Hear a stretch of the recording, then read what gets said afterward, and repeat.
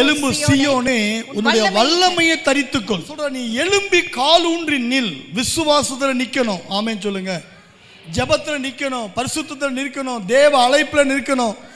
அழைப்புக்குள்ள இருக்கிற நோக்கத்தை நீங்க புரிஞ்சுக்கணும். ஆனால் உங்களுக்குள்ளே அழியாத ஒரு ஆத்துமா உள்ள இருக்குது. நீ எழுந்து பட்டணத்துக்குள்ள போ, நீ செய்ய வேண்டியது அங்கே உனக்கு சொல்லப்படும். உங்களுக்கு ஆலயத்துக்குள்ள வரும்பொழுது நீங்கள் என்ன செய்யணும் என்பதை ஆவியானவர் சொல்லுவார். வேதத்தை வாசிக்கும் பொழுது ஆண்டவர் சொல்லுவார். சொல்றாரு, நீ எழும்பினால் என்னெல்லாம் ஆசீர்வாதம் இருக்குதா? நீ எழும்பு சீயோனே, அங்கே வல்லமை இருக்கிறது.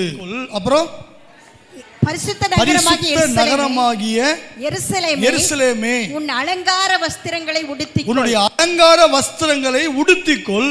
விருத்த சேதனம் இல்லாதவனும் அசுத்தனும் இனி உன்னிடத்திலே வருவது இல்லை.